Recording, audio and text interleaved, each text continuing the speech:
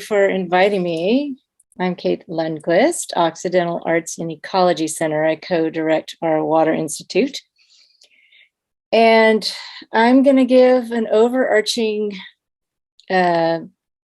discussion about what we've been doing with our outreach and how that helped lead to the most recent changes that happened in California with our government announcing they're going to create a beaver restoration program, which is amazing and huge. So, but I think it's really helpful to know kind of where we're coming from, so you know how we got here. So Occidental Arts Ecology Center, we are a nonprofit in California based out of Western Sonoma County. And we founded ourselves in 1994. So we've had a long time to develop relationships. And I've been part of the Water Institute since 2005.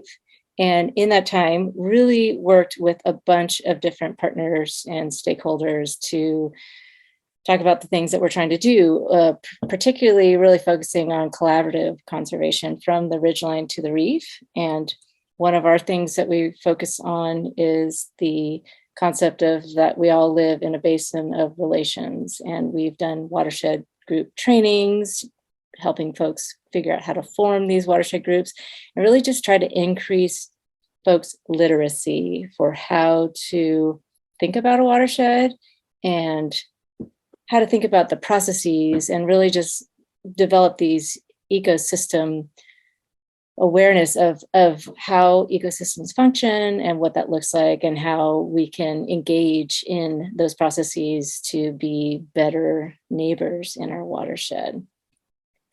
So one of the things that we have really leveraged is our keystone species that we have out here in coastal California that are having a hard time, like our coho salmon in particular. A lot of folks are aware of fish and aware of fishing and salmon, and not all are aware of just the threats that our salmon, particularly in California, are facing. And so really that's been a great way for us to bring people in to the conversation and help them understand what's happening, and really then engage them in making a difference, because most people, it turns out, love salmon. So that's been a really key strategy of ours. And it was salmon and their decline that brought us to beaver. And so really, for us, we had noticed there was this huge lack of awareness of beaver in California, not knowing that they were even here, not knowing whether or not they were native, not really knowing where they were, if they were here, et cetera. And so, and having, we were encountering a lot of misunderstandings around the role beaver play in our ecosystems, and how we can live with them in California, and a lot of myths that we were coming up against. So we started to bring back the Beaver campaign 10 years ago, and we had been doing a lot of work up until then. But at that point, we realized, no, we have to go all in. We have to fully fund this. We have to spend 100% of my time 10 years ago went into Beaver and our campaign. And so kind of the four focuses that we are working on are education, outreach, citizen science, research and demonstration, and then ultimately policy change.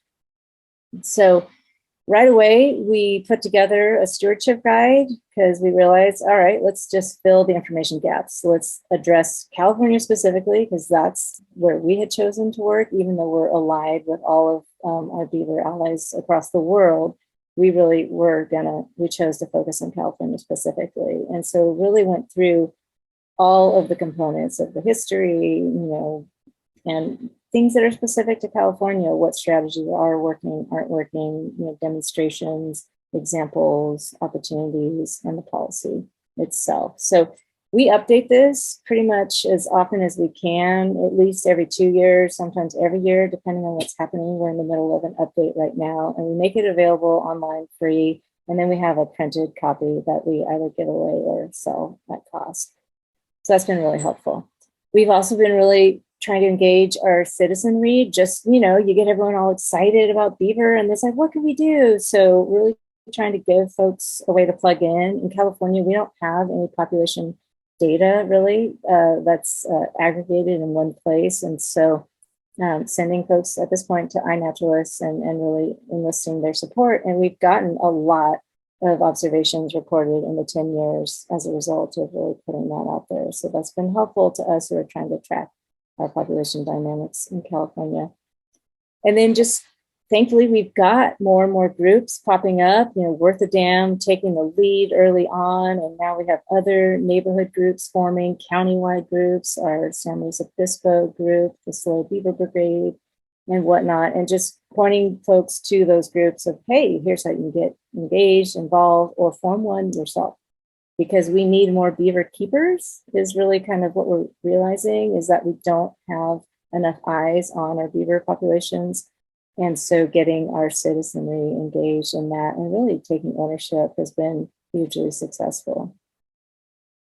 And then really trying to just, with the outreach and education, making sure that we're just super rigorous about our science, and but also making it accessible and really tailoring our talks to each audience. And we give hundreds and hundreds. Over the 10 years, it's probably been thousands of presentations and talks. I mean, Brock and I, it's just between the two of us, we're either doing it together or individually, which is great because we can both kind of take over for one or the other.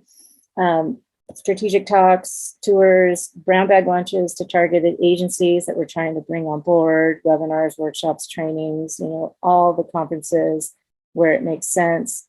And then really also targeting the resource agencies that hold the power that we need to kind of adopt new beaver management policies, but then also the restoration communities that are focused on certain species, whether it be salmon or land uses like rangelands or ecosystem types, meadow restoration, and really bringing them on board as well. And always trying to bring humor to it as well is helpful. People can get really glazed over when it comes to presentations. So we try not to do death by PowerPoint, and apologies if this one is not as interspersed with humor as it could be. And then really just ultimately in building ecological literacy, we really try to make the connection for folks about the ecosystem benefits beaver provide and how they address the pressing issues that of the audiences that we're working with. And, pretty much everyone is aware of fire and flood and drought.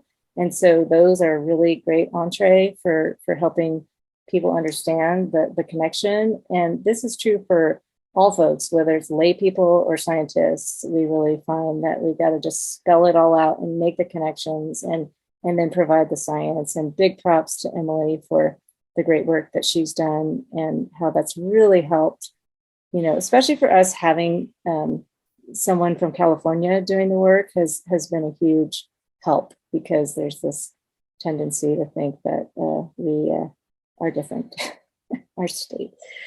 And then we also really try to tailor what we're sharing to focus on the local species of concern that benefit from beaver. And in California, we have so many endemic species that are super threatened that it's not hard to do. But even just any species of interest, whether it's, for anglers or hunters or whatnot, making those connections is really helpful. And then providing science to back that up is been very successful for us. And then ultimately, we have to identify and resolve any historic or current social and informational barriers. And in California, we have the unusual predicament of old studies and reports from the early 30s and 40s indicating that beaver are not native to a large part of the state. And so we've had to work really hard to counter that and to do peer-reviewed papers that show the evidence that we do, in fact, have very substantial evidence that beaver were native to the Sierra and the coast and Southern California. So, depending on where you are in the country or the world, you may have your own unique barriers that you're working with that you want to address. And then getting it published, for us, we published it in the California Fish and Game Journal because they were the audience that we needed to really pay attention to this the most. Obviously, we don't want to support unnecessary fighting. And so we're just trying to show up and present the information and hope everyone can figure it out. And really for us, getting our scientific community to study and share results about the benefits of beaver and answer the kinds of questions that we have. For us, it's in California, but it's really applicable to a lot of different areas.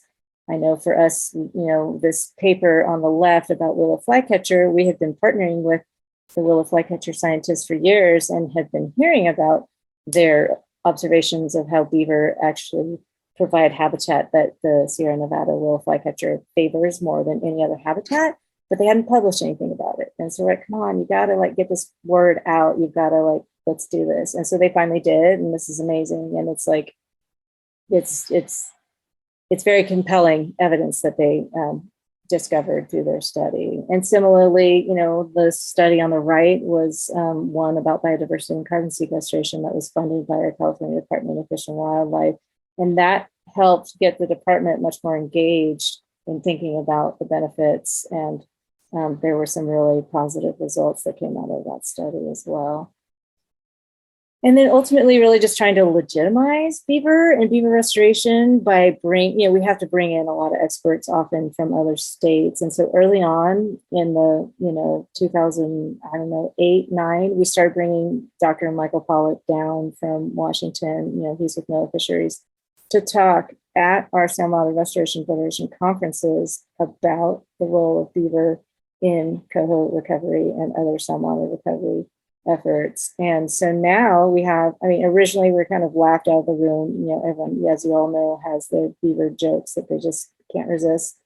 And, ultimately now we have at every conference something about beaver and process-based restoration. It's really taken hold. And now these restorationists have become some of our best champions for beaver because they've seen the results. They are now practicing it themselves, and they are sharing it themselves. And so we're really broadening our reach by creating more adopters who have this legitimacy and are, working in these high-level positions in, our state and federal agencies. So that's been really helpful as well. And it's not just salmon, we have a whole Sierra Meadows partnership that we're involved with. Again, it's for us, we've been really targeting it to our critical land uses that have a lot of interest and money going into restoration. For us, salmon is huge. And so to really take advantage of the work that's already being done with salmon and integrating that into that movement is just a no-brainer. It's super low-hanging fruit for us. And there's a lot more interest and willingness, especially because our salmon are so critically threatened right now. People are very interested in thinking outside of the box and willing to try alternatives. So, and it helps that we got beaver restoration as a conservation action in our coho recovery plans. So that's another thing that we really do is just keeping our feelers out for what recovery plans are being written and whether or not there's a nexus between beaver restoration. And if so, then let's make sure that there's something in there about beaver because that makes a huge difference. And then ultimately demonstrating and sharing the successes. We always start with coexistence because we ideally want to keep the beaver in place so they can benefit from their presence and not suffer the damages, as you all know. And so we've really targeted key agencies like our state Department of Transportation, Caltrans, other, community service districts, also kind of the less common beaver supporters like duck clubs and ranchers and, city organizations like Sonoma Water Agency on the lower right, and a lot of this is just through word of mouth or just desperation. But it a lot of times it's just, it's all about building relationships. And so we've been talking to people, we've been letting people know that we're a resource. We get out there, we share, we help them find money, we help them get technical support. We really just make ourselves available. And then when they adopt it, then it just takes off like wildfire and it's much more effective that way. And so that's been really huge. And we have a lot of these now that we can bring groups to tour. That's the other thing. It's if you go to the effort to install something, don't let that be a one and done. Turn it into another educational opportunity and train your communities to use it as a place to tour in anyone who's having issues, and then just like train the trainers, so then it just keeps going further and further afield, the benefits. And then beaver restoration sites, this one started as a coexistence issue where they've been killing the beaver and trying to restore this foothills property. And then U.S. Fish and Wildlife Service came in and said, sure, we'll fund you to do the restoration, but you got to stop killing your restoration partner, the beaver. And not only that, how about we reinforce the dams and put in more beaver dam analogs and then break down the levees and give the beaver more space, so that you can increase your wetland by 1,200% instead of just trying to, plant trees and have them not survive because there's no water. So having a good demonstration site like this to bring people out, we do reality tours as often as we can and bring out the regulators, bring out the funders, bring out the decision makers, the agencies, and just there's nothing like getting out to a site like this where suddenly you're in like neck deep in a beaver managed wetland that used to just be a dry, single threaded channel that used to get disconnected. So figuring out if you have one of those, within your reach and that you can have permission to bring folks to is really helpful for outreach and communication. And then, supporting anyone who doesn't typically fall in the category of beaver believer in carrying out beaver restoration, and then sharing their success stories and bringing them together to talk to the audiences that you're trying to reach. So we convened our beaver and rancher panel, in collaboration with our local resource conservation district, because their board members were ranchers and were suspect of their desire to talk about beaver restoration. And so instead of us talking to them, we had the ranchers talk to them, and hugely successful. So really, identifying those folks that have had successes and then seeing if they're willing to come and talk. And we were able to do this actually all remotely, which is great. One of the benefits of the transition to Zoom land that we are getting to enjoy. So also just really figuring out how we can partner, be a good partner to those that are wanting to restore beaver and leveraging our resources and privilege so that our reach is further and the capacity of others. We have been working with a lot of tribal entities and sovereign nations to support them in their interest to restore beaver, and then bringing in other state and federal partners to build these partnerships.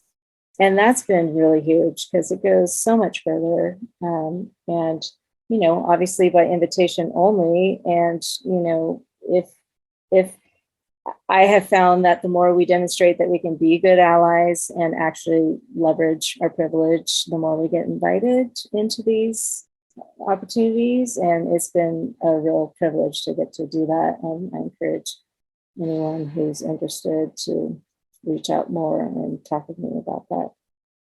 So that's been super helpful to get the word out. We've also been really focusing on building bigger networks. So we have existing networks, but now we just launched our California process-based restoration network that is focused on beaver and process-based restoration specifically. And it's a great group of all kinds of folks, from regulators to research scientists to students to practitioners, and really just trying to build the capacity of everyone to understand how this works and how to increase the pace and scale of implementation, and to continue to understand the role that beavers specifically play in this work and how we can leverage them towards doing this kind of restoration at scale. And then ultimately, yes, we do need to assess and possibly change our policy. So the policy that you're looking at right now is what California's current policy is. It's just basically you can't possess or move them. You can no longer recreationally trap them, but you can get a permit to kill them if you have issues. So we have been working with the department for several years on this and trying to support them in shifting it, setting up meetings, talking about what their concerns are, and figuring out what it would take to change it and how we could support them in making those changes. And we did file a petition to change the depredation laws because right now they're not conditioned for whether or not you have listed species in the midst of the beaver, and also they don't have to exhaust coexistence measures to be issue a depredation permit. So we're in the thick of that, and there's some great guidance that's going to be coming out. But then we get this announcement. Well, we started doing a bunch of other stuff, just building coalitions and really getting people to rally around beaver restoration, particularly because California was having these new, strategies coming out from our Natural Resources Agency, 30 by 30 strategy and a whole climate friendly, strategy. And so we managed to gather a lot of signatories. Like in the end, we got over 120 actually, to come together to say, we really want the state to take beaver and process-based restoration seriously, and let's figure out how to do this. And so that really helped politically to give the department more political cover. And then also working with lobbyists. We actually have a lobbyist now that is working with us and is working for Beaver at the state. And we are just fundraising to support that. And that has really helped build trust and relationships and to leverage this coalition that we have, which is super helpful. And lo and behold, this May, our governor announced the new Beaver restoration program. And so with that, we're really focusing on trying to be the best ally we can to the state at this point, because they've got a lot of work to do. And we've already done a lot of this work for them. And so we can give them all the work that we've done and really just support them in identifying where the gaps are and help rally our community to provide the resources that we need, whether it's, a whole bibliography or just, examples from other states and whatnot. And so we're working really hard to do that for the state and have gotten a lot of positive response. And it just, no one wants to work with someone who's like always fighting. And so we try to be a collaborator who, can help out as much as we can. And that's really paid off as well. And obviously we need to leverage the media. And right now the media is going nuts for Beaver, as you all know, which is super fantastic.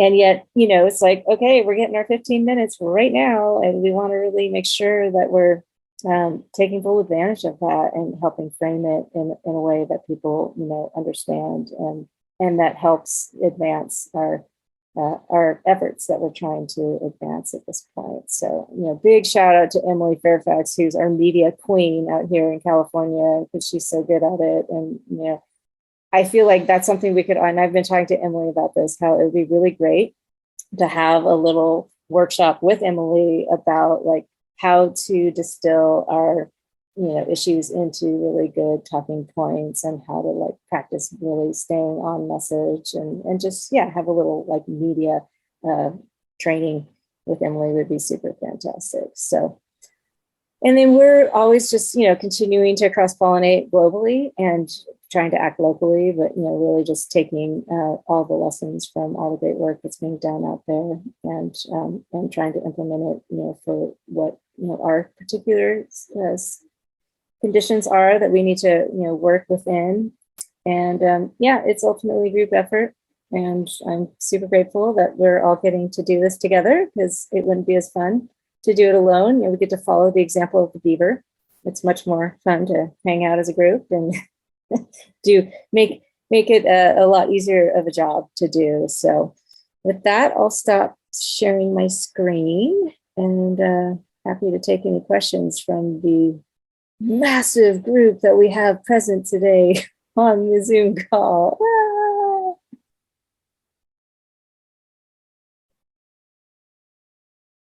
Sorry, I'm late. Can you repeat all that? Yeah, sure. This is recorded, Kat, so you will be able to, it'll be shared later so you can watch the presentation.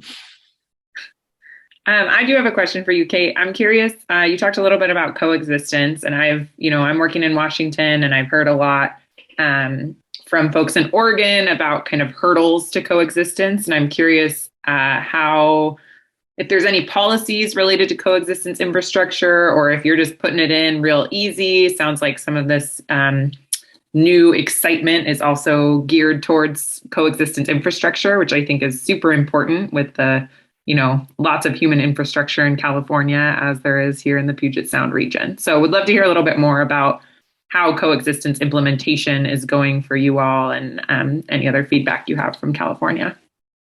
Yeah, I think it's still new enough that it hasn't gone fully, like there hasn't been a blanket statewide response to different techniques so far that I've been observing. In our state, we have 7 different regions of the California Department of Fish and Wildlife, and they all get to have a certain amount of autonomy, and some are more focused on their fish resources if they're like a coastal region versus, depending on where the region falls. And so I would say that those folks that are kind of, our region 1 is the North Coast, they tend to be a little bit more particular about what's happening with their salmon in particular. And so while I haven't heard yet of there being concerns, about fish passage, for example, or things like that with devices,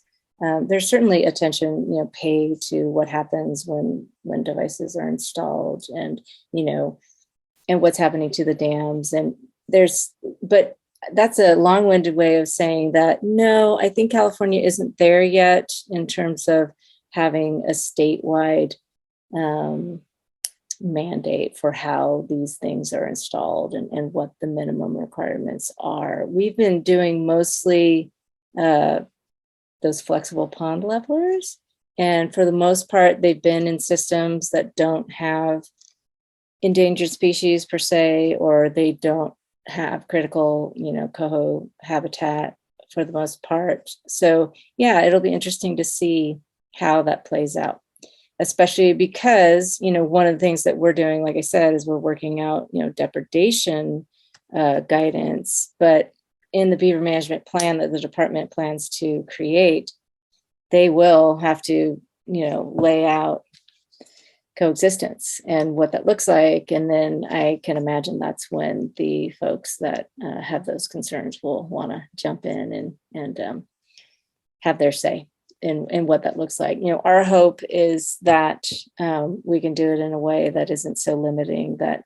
that we can learn from Oregon and learn from other examples of that. We don't necessarily need to regulate ourselves out of coexistence so that we actually can't carry it out. That's my hope. Awesome. Thank you so much. Yeah. Rachel, did you have a question? Yeah, along those lines, last week, Jeff Boland-Prom, who's a member of the Beaver Corps, and I had a meeting with this guy over at the Illinois Department of Natural Resources. There's a culvert that we have our eye on because it's a repeat beaver conflict site, but it drains more than a square mile of land. And we were told that Illinois regulations require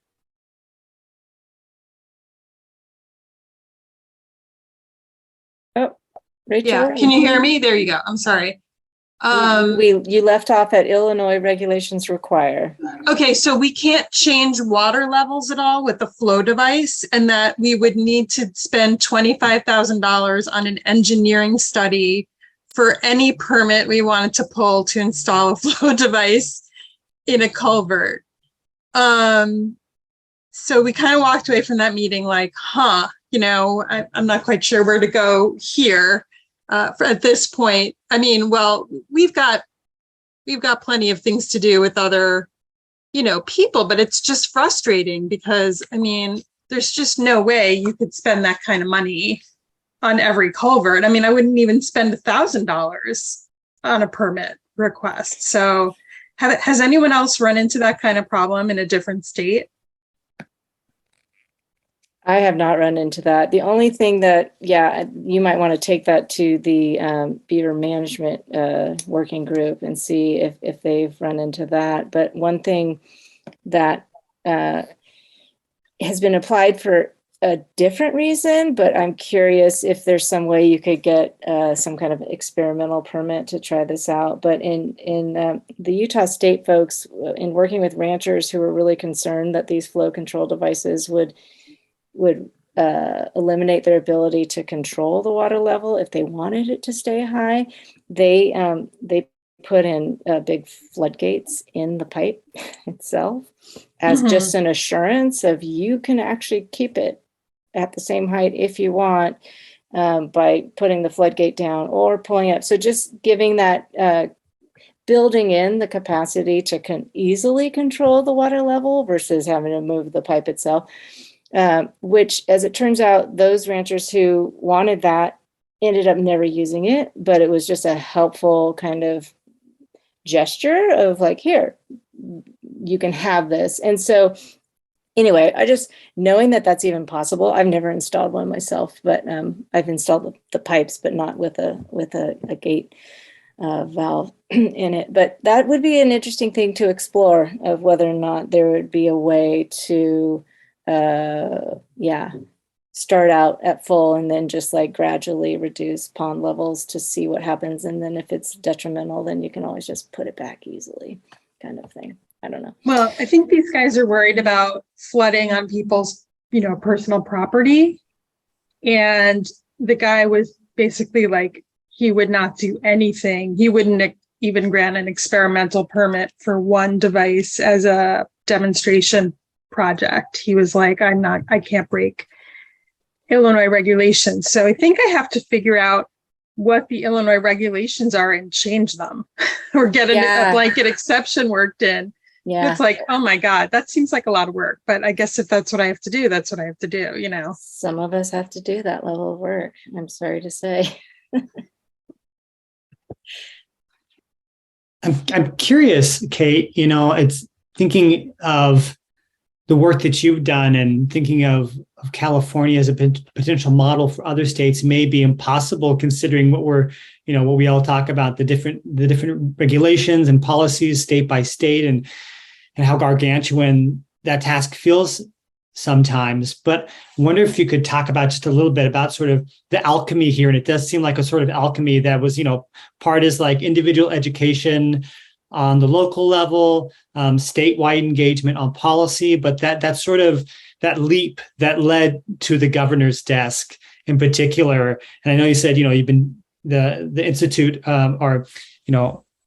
Occidental has the benefit of having been around for a while, and you've been working on this for years. So I don't know if you can speak to that like that. What led to that leap to get it to this moment where now that beaver restoration is a part of California's viewpoint on this? Yeah. Yeah, well, a lot of it is just persistence and continued relationship building, investing in the people and continuing to just ask the questions of, what are the challenges? What are the obstacles? How can we support?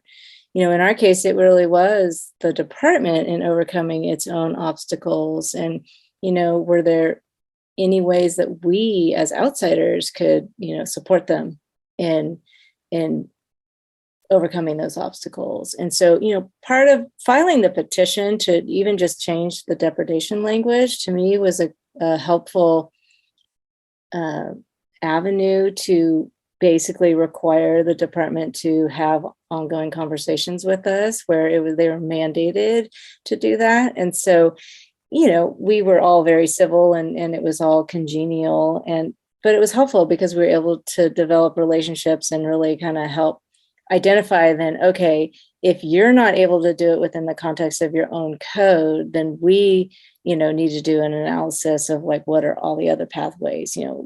Could we, originally it was like, let's try to help you do it within your code. And then next it was like, no, let's change the code and that's why we filed the petition. And then, the legislative option is always an option, and that can go either way. And so really, having that kind of as the thing you're dangling of like, we don't really want to have to make this a legislative issue if we don't have to, right? How about, we figure out ways that we can do this where, we change a few words in the code or whatnot. And so I felt like that really helped in terms of just having that table to sit at and have those conversations. And then also the fact that we had, catastrophic wildfires, catastrophic drought, catastrophic effects of climate change, just like, it's just undeniable that there's a little bit more of a willingness, I think, too, to take advantage of alternatives. And, to be quite honest, there were some key retirements. And sometimes that's what it takes, because if you have certain folks within the agency that you're trying to work with that just are really set against what you're trying to do, it's hard to change, those people's minds. And so for us, that also coincided with this movement. We did have some change in staff in our agency, and there was also getting the governor on board himself. And then our natural resources agency was also very interested in beaver restoration, coupled with funding. And so the lobbyist that we've been working with, she's been working in the state, on wildlife issues very concertedly for the last 10 years. And she really had leveraged a bunch of funds to get the department more money, in particular for coexistence, because California's having all of these human wildlife conflict issues. And so that money finally came through, and it was a 10-year effort of really trying to get more funding.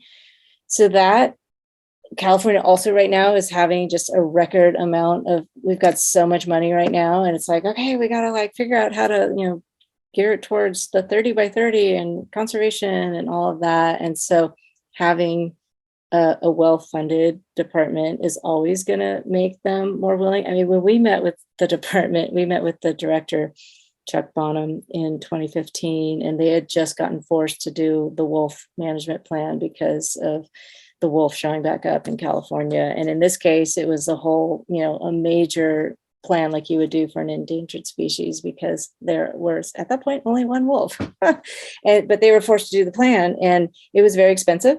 And we met with them right after they had just completed that. And we were asking for a beaver management plan. And they're like, are you kidding me? Do you know how expensive that is? We don't have the resources and blah, blah, blah, kind of thing.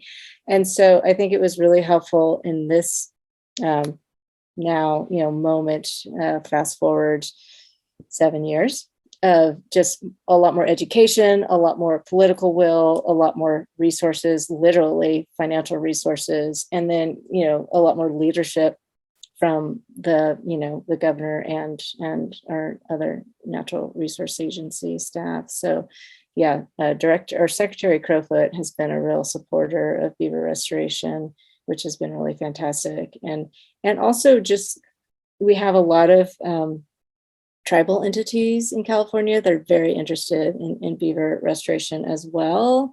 And our state is trying to be a better ally to our tribal nations. And so I think that helps as well. So it was just this perfect coming together of a lot of us setting the stage, and then climate just basically hitting it out of the park, and the funds being there to support it, and the other allies, being willing. And I think they also were able to see when they banned in 2019 the recreational trapping, there wasn't as big of a pushback as I think they might have expected there to be. And so they kind of were able to get their feet a little wet of like, all right, we're going to do this for all fur bearers, but, beaver are one of those. And so, ag in California definitely has a huge influence, and depredation will never be made, at least for now. It's not going to become outlawed. They are not going to ban beaver depredation, but, coexistence and conditioning permits and really providing the resources to support coexistence is going to become the next thing. So yeah, I think it's a bunch of all of that. And I'm sure there's many other things that I'm not even aware about, and look forward to people reaching out and being, yeah, guess what? This is what we were doing in our corner of California. That helped too. Jen, did you have a question? Yeah, actually, a couple. Maybe one of them is important, but the cartoon with the parachuting, did you guys do that too? Or was that a joke? And then secondly, I'm curious how you got, who and how you got the governor's attention. Yeah, so that that illustration came from it was called the Division of Fish and Game back then, but California relocated over 1,200 beaver from 1923 to 1950, and that was the poster that they commissioned for their program. And so that's a historic artifact, and it's actually framed and in the office of Director Bonham's office. So I gather, which is pretty cool. So yeah, and it's actually a really cool poster. We have it in our booklet, and it's touting, the benefits of beaver and how beaver restoration, is good for agriculture and, prevents erosion and flooding and all of that. So, our agency has known about this and done this in the past. And then in terms of getting the governor's attention, I think it was, efforts from different arenas. Again, Secretary Crowfoot has been a proponent of beaver restoration. And so he's been engaging the governor a lot on this. We certainly have made sure that the governor has a copy of Eager, which that was the other thing I didn't mention. But one of the best things that's happened to beaver outreach in the world is the book Eager by Ben Goldfarb. Literally we have like a case of the books, and anytime we're working with someone who we need them to know more about beaver, we give them a copy, and it's been really helpful. And so, our Governor Newsom has always been an advocate for wildlife. He really prides himself in that, and has even been willing to share on camera that he used to have a pet river otter growing up. So, so I think he's someone who is open to different wildlife causes and whatnot. And so, certainly having our lobbyist engage him as well has been helpful. And I think, again, it's just, coming at him from different constituencies and different folks. So he's been aware of it. And now, again, just, one of the things that we got to do in this last year in particular of meeting regularly with the department was just to hear from them kind of what they needed in terms of information, of like summaries about, what is it that beaver do and how could they benefit, certain ecosystems in California, and then summaries about what are some, good projects that would be helpful for them to consider funding or consider, pilots or whatnot. And so we spent a lot of time really just articulating that and putting those into really digestible, one-page formats of like, this is what we would recommend and here's why, and, here's, who to contact kind of thing. And I feel like that's been really helpful too, because, and that is why communications is so critical, is, really being able to articulate the essence of what we're trying to do and in a compelling way that really just hits the message home that a politician could read really quickly and be like, got it. Okay, done. And so that's something that I've been doing a lot of writing this last year. Like, I want to get out there and actually be in the field, but writing is a big part of it, and really having, compelling narratives. Obviously they're, all based in truth and science and well, it's like, I always provide the lit sites and so, and it's, I think that's really critical. And then, figuring out how to gain an audience with the decision makers is another thing. But a lot of these, there's lots of ways, a lot of these conservation, events and, we just had a big, the wildlife overpass, Liberty Canyon, that was just inaugurated. They did the ribbon cutting ceremony. Our lobbyist Jennifer was there handing out, Eager books, and, just, it's like, and it's a great story. Kudos to Ben for having it be scientifically rigorous, but also very accessible and entertaining. And, that to me is the take home of like, it's got to be relatable. It's got to be rigorous, but not so scientific that people can't read it because they don't understand the terms, and yet really based in solid science, so that for those who need that to back themselves, then they've got that as well. And so I try to model that in my communications with our state agencies as well. And it's an art to really just kind of distill it. And there is nothing like getting out in the field, taking people on tours and figuring out ways to get people out there and have those conversations and connect them with the charismatic spokespeople who are just really good at tail wagging and making the connections. And it just builds that rapport and that legitimacy. And,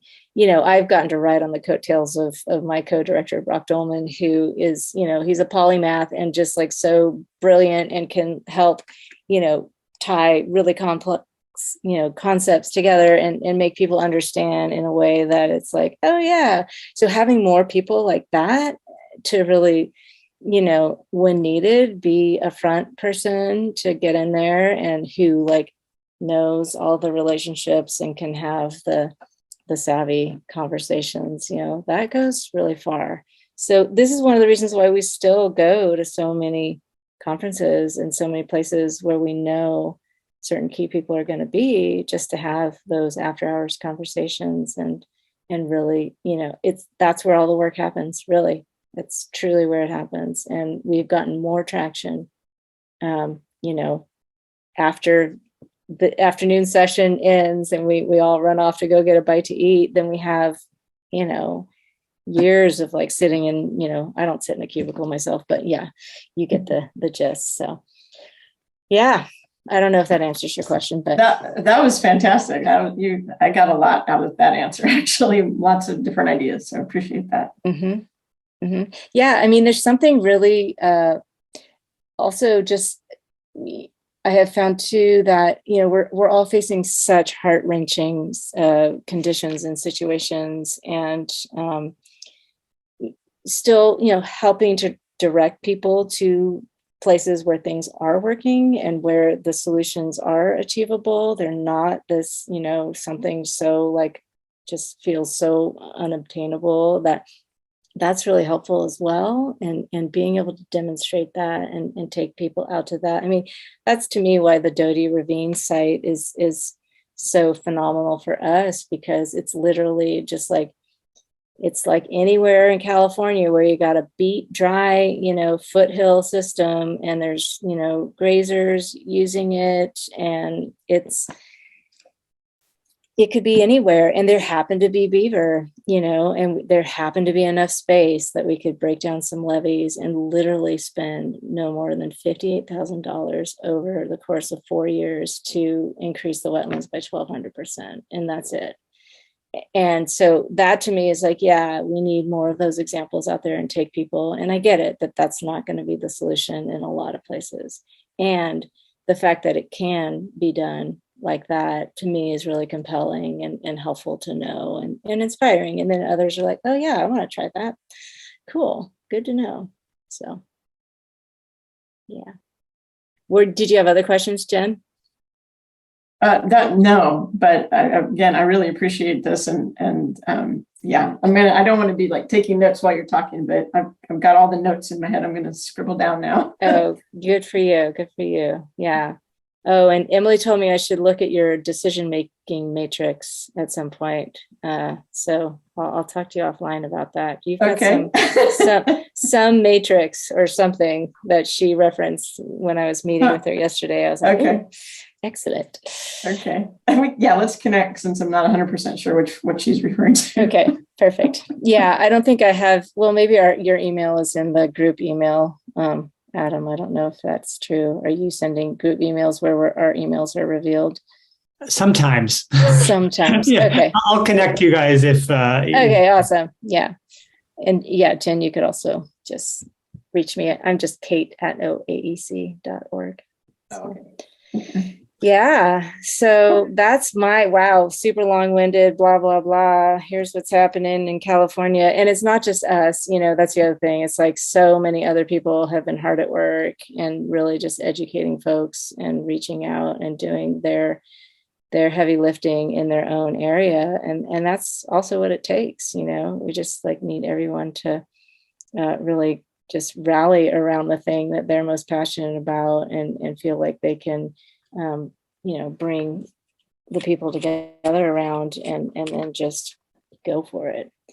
So yes, we're standing on the shoulders of many, and yeah, and it's been helpful too.